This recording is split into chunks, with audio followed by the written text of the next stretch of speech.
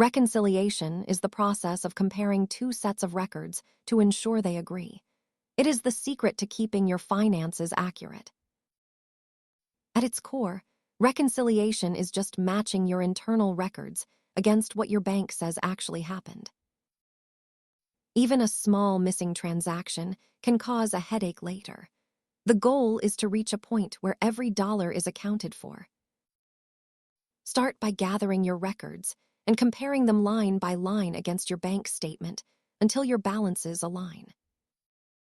You can reconcile manually using a spreadsheet or let modern software do the heavy lifting automatically. Most discrepancies come from bank fees you forgot to log or checks that haven't cleared the bank yet. A good rule of thumb is to reconcile once a month.